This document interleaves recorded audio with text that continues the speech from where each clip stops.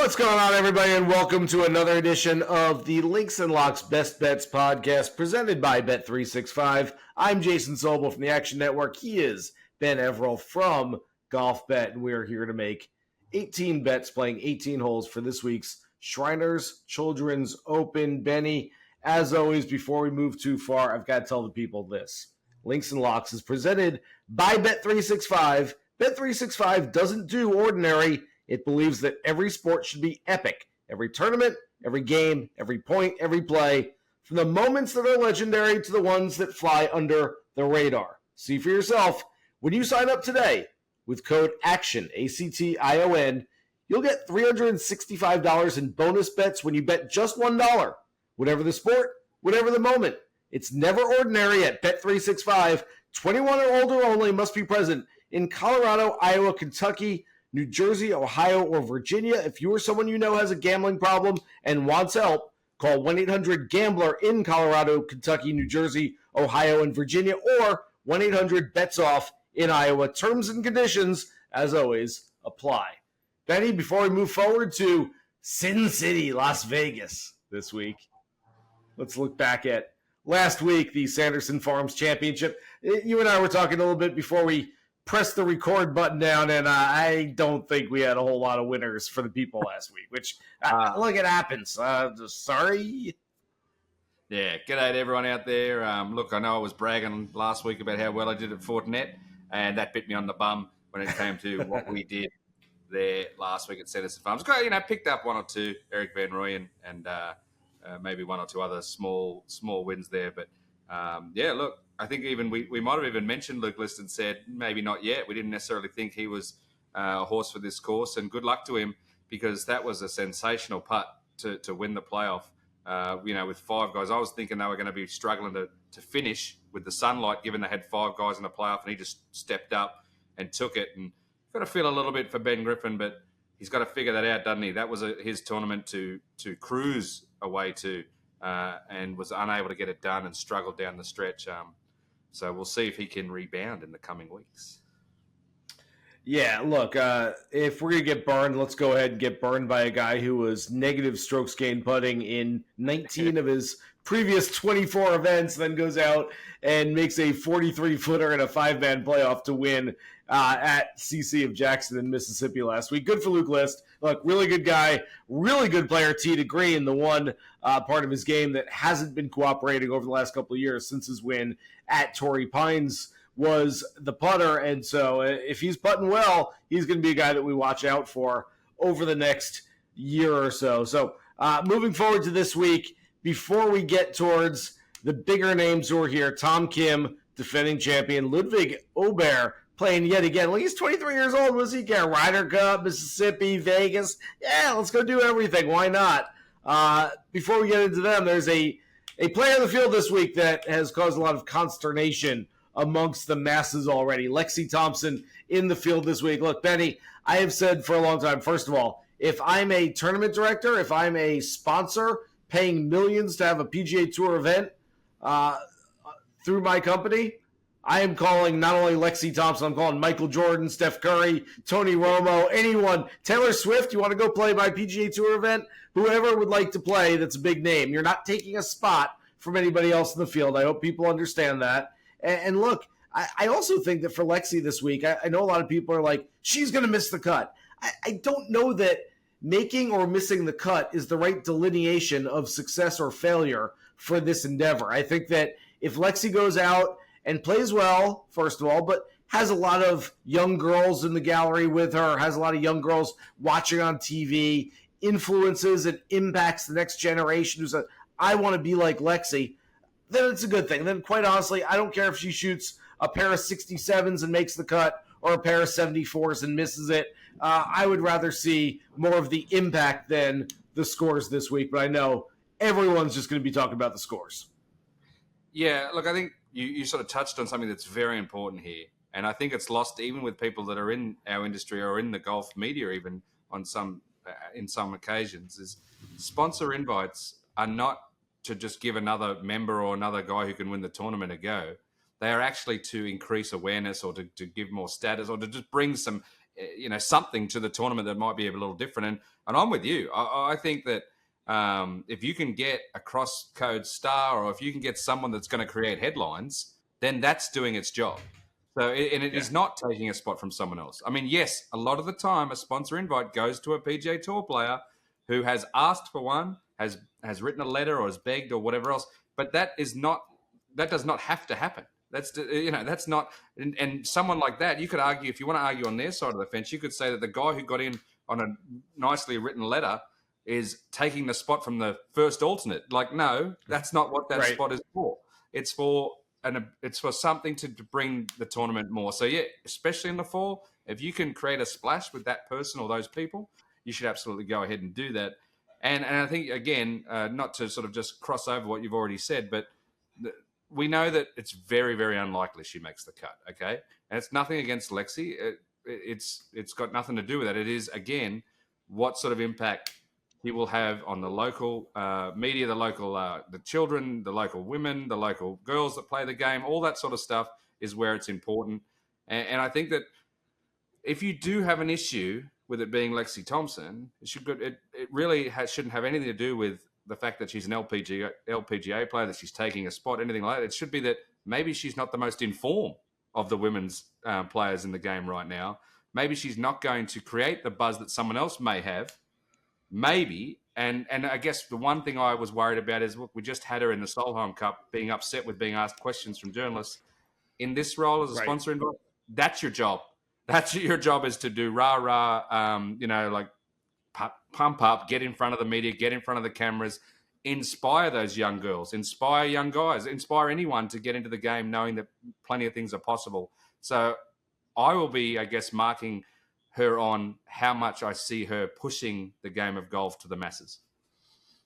Look, I think that's a viable criticism. The fact that at the Solheim Cup, she hit a really bad chip shot in a very crucial situation, was asked about it, and basically said, I don't want to talk about that. That's not applicable in this situation. You have to talk about everything. And the fact that it's been better recently. 5th place this past weekend. Before that, she was 8th. She was 19th her last 3 starts. But Lexi has missed the cut in 8 of 13 starts on the LPGA this year. You have to wonder whether Lilia Vu, who's won 2 major championships this year, or Nelly Korda, or Jin Young Ko, or even Rose Zhang, who's an up-and-coming phenom on that tour, would have been better served to be the sort of figurehead of women's golf playing in this one, as opposed to Lexi. But look, I'm intrigued. I'm excited to watch her play, and hopefully there are, like I said, a lot of young kids out there excited to watch her play as well. All right, let's get to our picks for this week's Shriners Children's Open out in Las Vegas, TPC Summerlin. We're playing 18 holes. We're making 18 bets, as we do every single week. Ben Everill, you're on the tee in Vegas, as you, I believe, have been before. Don't pull it left like you normally do. How's that? Yes, righto. I know the listeners out there can't see, but I'm wearing my special Dice Vegas golf shirt today. I'm excited to. It's the first time in a long time I've actually not been at this event. Normally I'm out there smashing the blackjack tables and looking for those players who are out there when they shouldn't be, so that we know where not to put the cash. But this time I'm going to start with my first outright choice. It's, not one of the favourites, not really a long shot. It's sort of in the mid-tier at 35-1.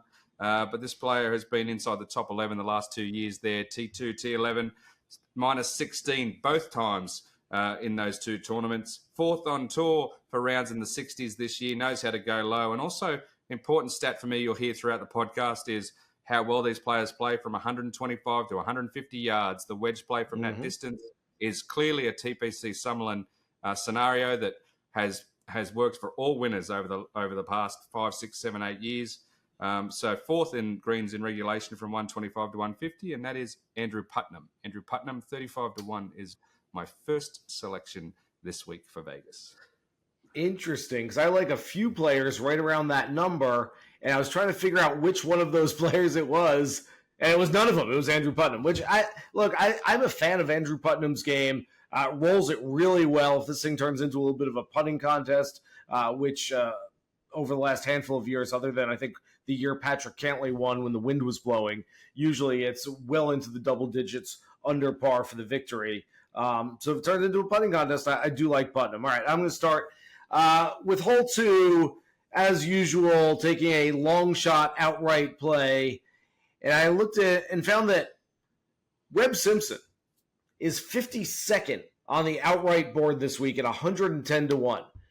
Look, I understand that Webb Simpson often hasn't been at his best game over the last couple of years, but when Webb Simpson has his best stuff, he's well inside the top 52 as far as talent is concerned in this field. I also have long held a theory for this event, Benny, is that when we're going out to Vegas, just give me the guys who are going to be in bed at 9 p.m. with a warm glass of milk and won't be tempted by all the other things on the strip around Sin City. And I can at least bet on one thing this week, and that's Webb Simpson will not be hanging out all night at the blackjack table as you usually are, Ben. So I can at least take some solace in the fact that no one's going to have to tap him on the shoulder and tell him his tee time's up in half an hour and he needs to leave the tables, as have happened with players in the past. So Webb Simpson, 110 to 1. Again, for an outright long shot, I think it makes sense. And I think it makes sense to play a long shot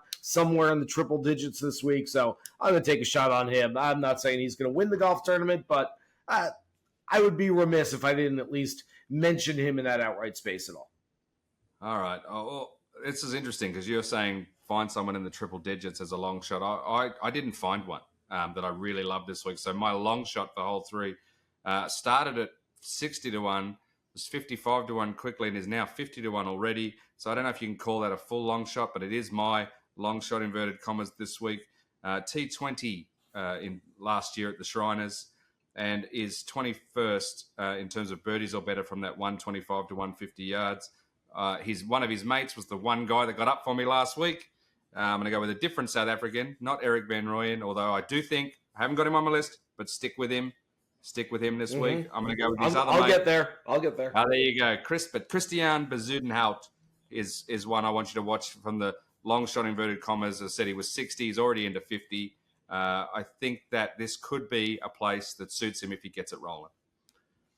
Yeah, coming off a nice week in Mississippi last week. I'm not so sure that we can look at all form from last week. I mean, I'm not sure there are two courses that are as different in back-to-back weeks on the PGA Tour schedule as CC of Jackson and TPC Summerlin. But look, a guy that's striking it well. It doesn't matter if you're going cross-country. You should be able to hit it well this week as well. So I think that makes some sense. All right, fourth hole.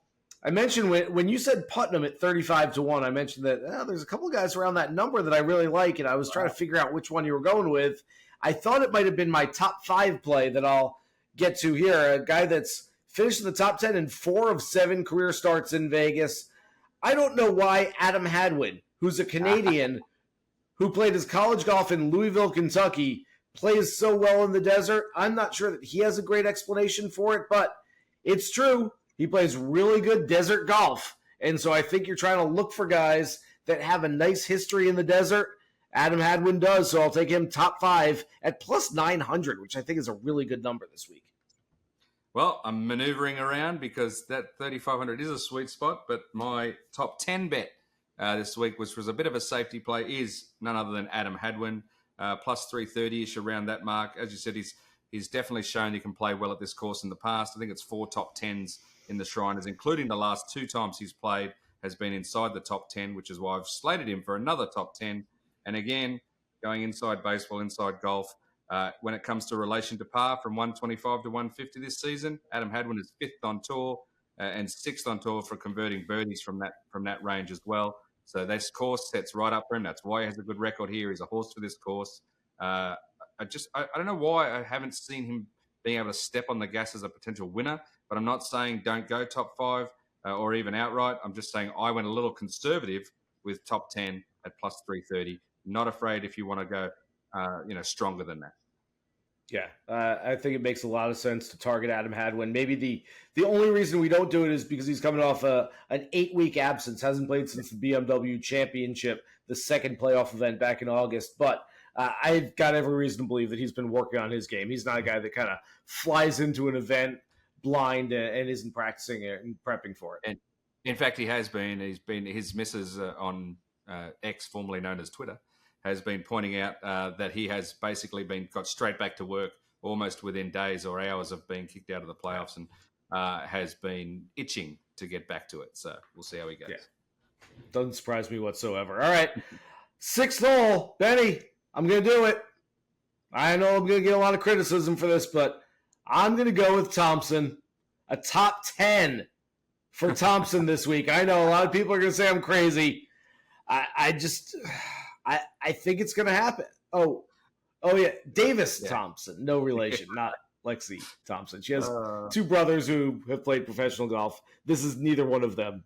Davis Thompson has been 31st or better in 5 of his last 6 starts. He was 16th last week. I'm taking him for a top 10 here at plus 475. Another guy that, granted, it's a smaller sample size, but a guy who grew up in the Southeast playing Bermuda greens, and yet he's shown that he plays pretty well out in the desert, had a top 15 finish here last year, was runner-up at Palm Springs at the American Express back in January, and so Davis Thompson has a nice little intersection of form and desert golf history. And so I will go with, yes, Davis Thompson, not the other Thompson in the field this week. Sorry. All right, fair enough. Okay, you know what? I just was talking about, I'm going to go to the 7th hole. I was talking about how I couldn't really find a long shot. I did find one name in the 80-1 bracket, but I just couldn't bring myself to the full win. So I've slotted at a plus 100 in the top 40 for local boy Taylor Montgomery. I think Taylor Montgomery he was T15 last year on debut. He's played the course a zillion million times. He's well adverse with what's going on around in Vegas. And he's the best, one of the best putters on tour. And when it comes to that distance, I said again, the 125 to 150, he makes birdies. Only 3 guys on tour make more birdies than him from that distance on approach. So he's 4th on tour, making birdies or better from 125 to 150. Look, I understand. It's not like he's been in the greatest form over the whole year with that. I'm throwing that out because this is just a place for him. He knows it.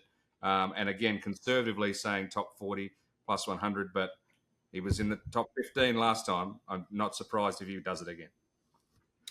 Look, Benny, I mentioned earlier to target guys who aren't going to be too tempted by the bright lights and big city of Las Vegas this week. There's something to be said about taking the home guys, too. And we've seen over the years, Kevin Na won here twice, and some other players who live in Vegas and are like, hey, man, I don't have to go to the Strip. I can go to the Strip the other 51 weeks out of the year. I'm just home playing golf this week. And so I do think there's something to that. Taylor Montgomery has not played great golf since that incredible stretch to start his rookie campaign. But if he's going to get it going again, it'll be this week in his hometown of Las Vegas. A couple other guys. I believe Justin Suh, who's a SoCal guy, is now living in Vegas. Harry Hall went to UNLV. Couple names I'm going to mention later, so I don't want to give them up here. Scott Piercy has some Vegas ties. David Lipsky. So there's some other guys. I mean, look around and see. But I think there's some warrant to taking a guy who either lives in Vegas or has Vegas ties, and like I said, isn't going to go, all right, man, get off the plane, bring the golf bag right over to the blackjack table, and let's go before we even check in, spend a few hours there. So, all right, getting to the 8th hole, and I'm going to go with a name that you mentioned in passing earlier. You said Christiaan Bezuidenhout is a guy that you like from South Africa. I will go with the other guy you mentioned from there who you said you're not taking this week. I will. Erik van Rooyen has been 20th in the top 20 in 3 of his last 4 worldwide starts. I'll take him for a top 20 here at plus 375. Again, I think this is a great time of year to target those guys who have played world-class golf in their careers, Benny. And so Erik van Rooyen's a guy that when he's playing really well, he's a top 50 type player in the world, and he's playing really well right now. I don't think the ranking is kind of matching yet his form, but it certainly, if he keeps it going, will at some point in 2024. And so I'm going to keep sticking with him to continue playing well. And this feels like a place where he should have some good vibes. Yeah, I love that. It just, in the end, I just ran out of slots. But he, as I said, he was the one guy that was good for me last week. So why would I want to advocate jumping off him now? I'm not going to. I think he is building to, a little mini resurgence in his career over the next 12 to 18 months. So let's hope that continues for him. All right, let's see. You had a plus 900 top 5 option, so I'll round out the front 9 here on the 9th hole with a plus 900 top 5 option of my own. This player was 20th last year there, shot an incredible, and I was there to watch most of it, 62 in the third round, only to then fade with I think it might have been a 71 or something not so great in the final round to end in 20th. It has 44 rounds in the 60s this season, which is up and around the top 10 of that stat. 24th on tour in strokes gained tee to green, which will be important. And again, 7th in the 125 to 150 range, greens and regulation. I think this player has the talent to win an event. Just haven't necessarily seen him push forward when he gets in the position. So top 5 is sort of the ceiling for me at the moment. But that is Aaron Rai. Aaron Rai plus 900. I just happen to have been, as I said, been at this event the last 4 or 5 years in a row. Happened to run into him playing there a few times, a few rounds, and seen some incredible golf from him, but that's stuck in the back of my mind. I think he can do it again and potentially push for that, that victory he so wants. Yeah, it's funny. A lot of those guys in that same range that between the two of us, we like pretty much everyone there. I'm going to name a couple more guys in that range in just a few minutes. But as we make the turn, one more reminder that the Links and Locks podcast is presented by Bet365. Bet365 doesn't do ordinary. It believes that every sport should be epic. Every tournament, every game, every point, every play.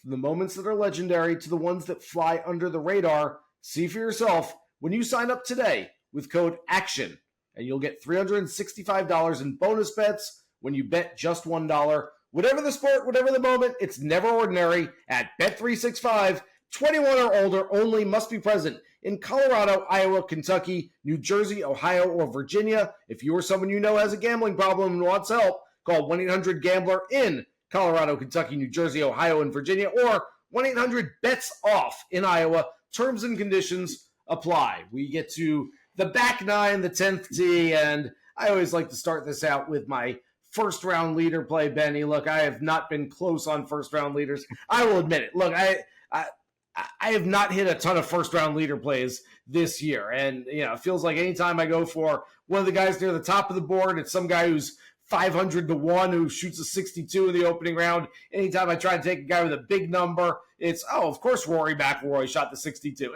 I have not been close on either end. That said, I am looking for a guy that's got some single round investment possibility. I'm looking for a guy that can go low in a hurry.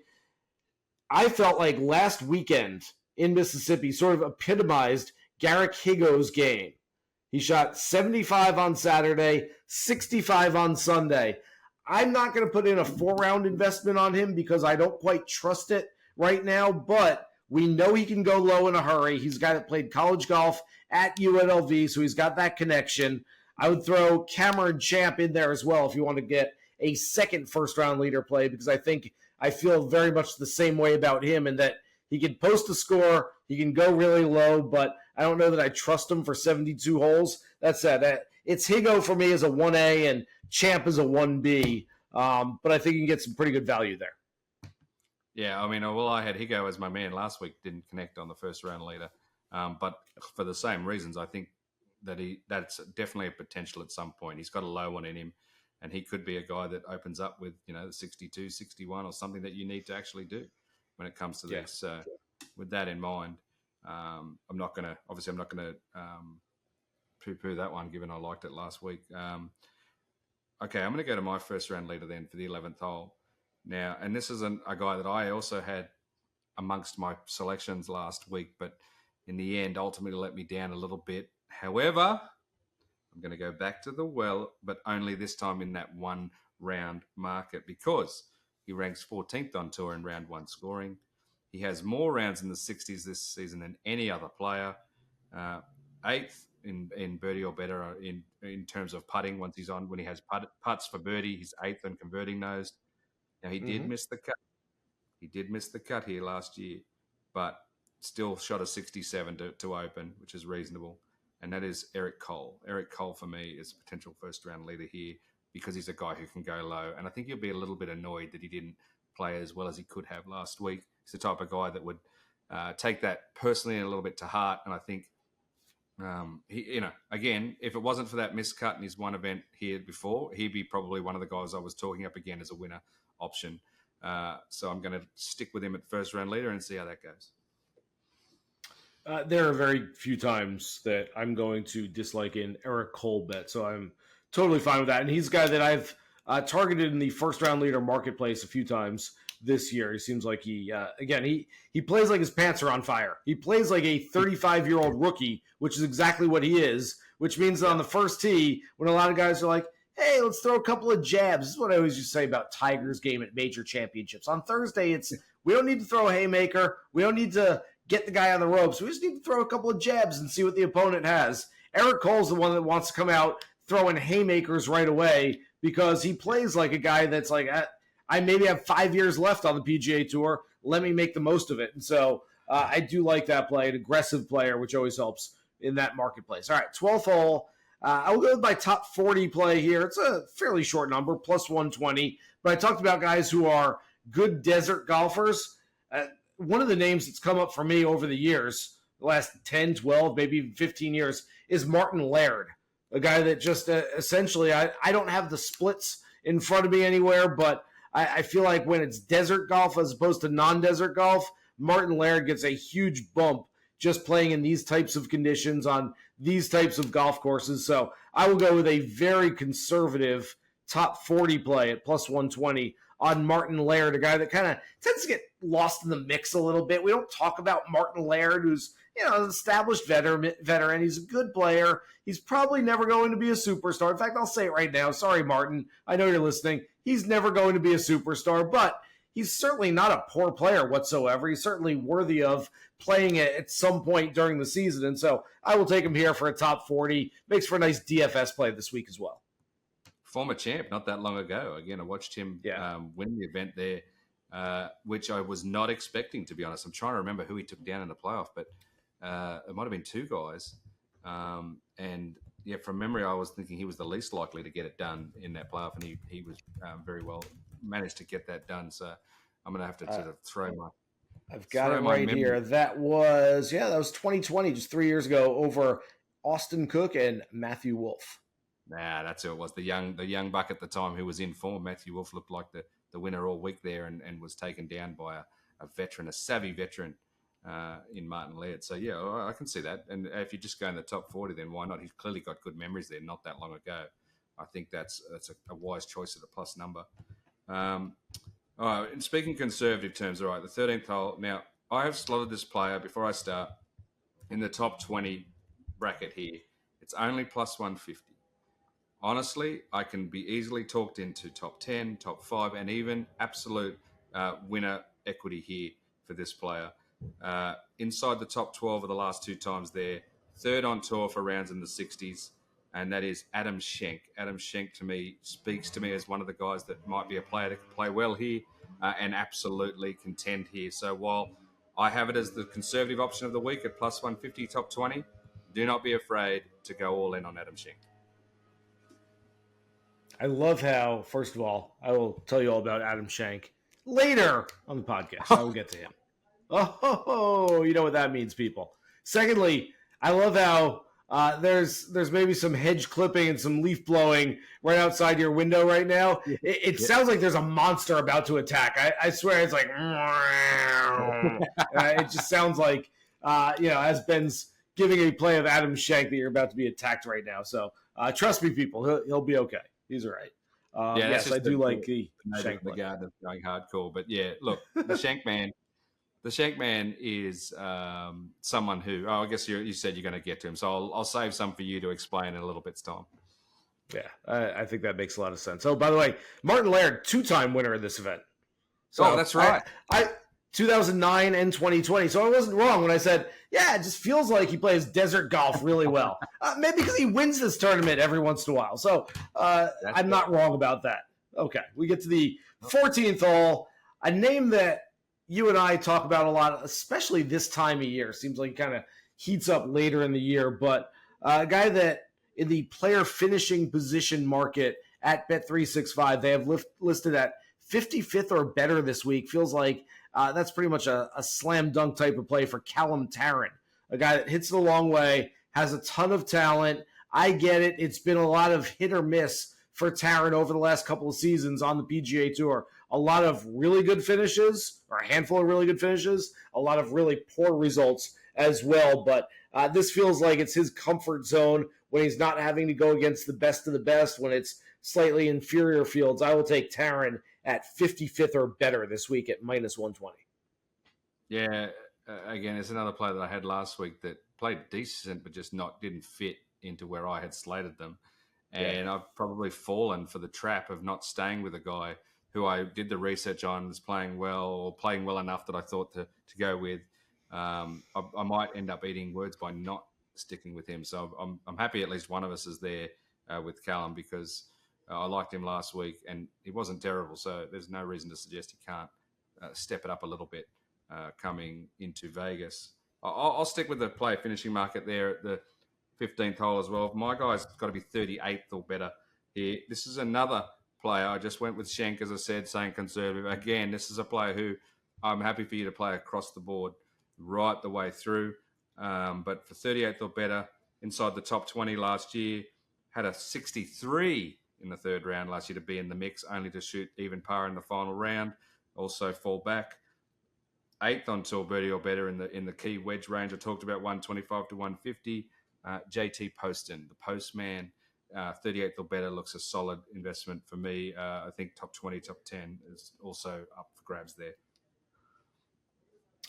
Yeah, I think that makes a whole lot of sense. JT's been fantastic throughout this year. He's been very underrated and playing some really good golf. So, he'd love to get to this one. And like a few other players, and one guy that I mentioned that I'm going to talk about later, Adam Schenk, the fact that he's sort of good for next year. He's like, hey, I kind of checked all those boxes I needed to check. Going to Las Vegas without the baggage and the weight on your shoulders, I think, is going to be a really nice feeling for a few of these guys. All right, we get to the 16th hole, Benny, and I'm just going to say it. I don't care if the Bet365 traders, the odds makers, are listening right now or not, but I'm going to tell you guys. I'm going to look right into the camera. I'm going to tell you guys the wrong player is favored this week. It might be a little closer to even right now at the top, but defending champion Tom Kim opened as the favorite over Ludvig Aberg, who I'd almost say that Ludvig Aberg, outside of the guys who are top 5, maybe top 10 in the world right now, there might not be anyone else that I'd put over him in a given field at any point. The guy is that good. For all the Ryder Cup aftermath and the Hatgate and the framework agreements and all these things that we talk about in the world of golf, non-betting wise, I feel like we are not talking about, Benny, the fact that an absolute superstar is emerging before our very eyes right now. He's finished 14th or better in each of his last 5 worldwide starts, which includes a win on the DP World Tour, a playoff loss in Mississippi last week. I know people are like, wait, why is he playing again this week? Why? Because he's good. He's going to go win a few of these things. That's why. Why wouldn't you? If you're 23 years old, you get a trip to Vegas to go play golf. Sounds like a good trip for him. I will take him at the guy who's favored over him outright. I can get Aberg at plus 100 in a matchup over Tom Kim. Yeah, I'll take, quite frankly, I'm taking Aberg in a plus money matchup or an even money matchup against just about everybody in the world right now. Okay, we finally have done it. We finally disagree a lot when it comes to this scenario. Okay. This is interesting. Which I didn't know if anyone was going to get to Aberg.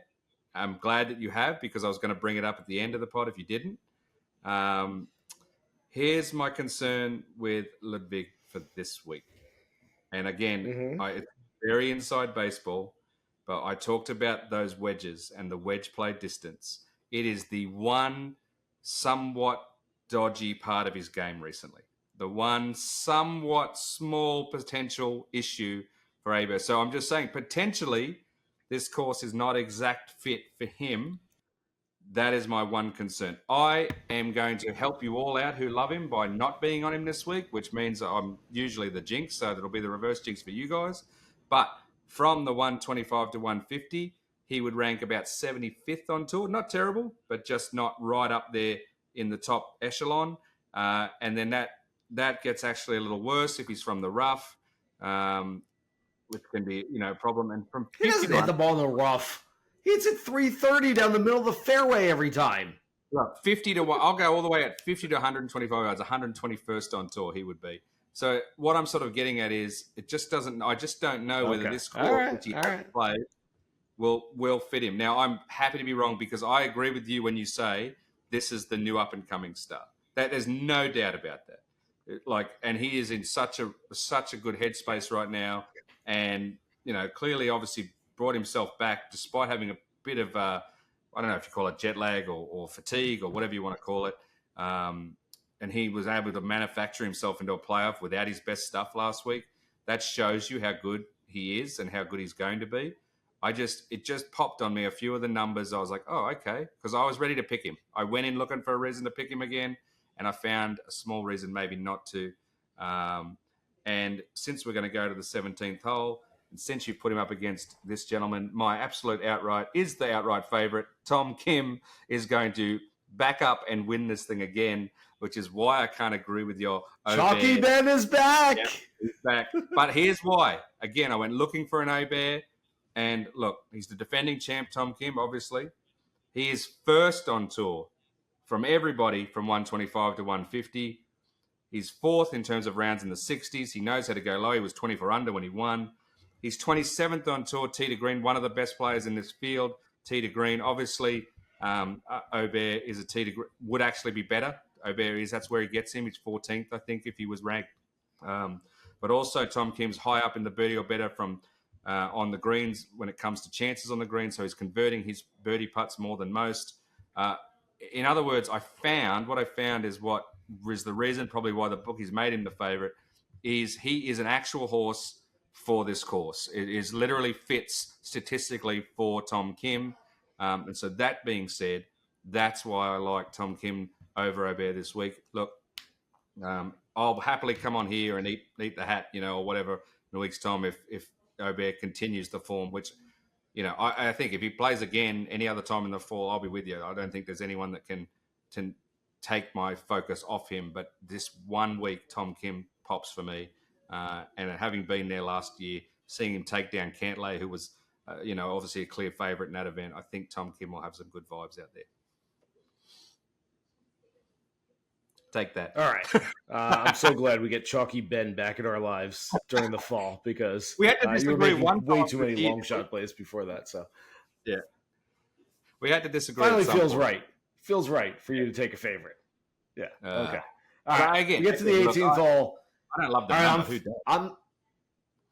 Who does love a number at 10 to 1, 11 to 1? But no. I just fear that it is a horse for this course, and we've seen some guys defend in recent times or whatnot. I think he can be one of them. All right, as we get to the 18th hole, I got to feel some Vegas. I'm going shades on. If you're only listening right now and you're not watching, I'm wearing my CT Pan Special U-Swing Aviator shades. I could rock these in Vegas, sitting at the poker table. Can't really see my eyes too well. I think this would work. Yeah, so going with my favorite outright play on the board. I mentioned it earlier. Adam Schenk. This guy does not get enough respect for what he has done this year alone. Made it to the Tour Championship. So, like we mentioned earlier, has no weight on his shoulders. Look, this is a vacation. This doesn't even have to be a business trip. Everyone else is trying to get into those big events next year. Adam Schenk's there already, baby. We're already there. We're just going out here to bring a trophy home. He has 6 top 7 finishes in his last 11 starts. That includes a runner-up at the Valspar, a playoff loss at Colonial, which are 2 completely different golf courses. He can play different golf courses well, and he's played this specific golf course, TPC Summerlin, really well over the last few years. 5 finishes of 27th or better in 6 career starts. And the last 2 years, he was 3rd 2 years ago, 12th last year. Really good vibes from Adam Schenk. That number opened at 40 to 1 in some books. It's down to 30 to 1. You can find them with boosted odds at Bet365 at 35 to 1 still as we record this Monday night. But jump on it as soon as you can because I feel this number getting shorter and shorter the closer we get to Thursday's opening tee time. But Vegas, baby, Vegas. We are riding our horses, and I am riding with Adam Schenk. this week. I want to thank everybody for listening to this episode of the Links and Locks Best Bets podcast presented by Bet365. Remember, you can find us every week during the entire PGA Tour season. Download, subscribe, rate, and listen everywhere you find your favorite podcast. For Ben Everill, I'm Jason Sobel. Good luck with all of your bets for this week's Shriners Children's Open. Here's hoping you hit the green.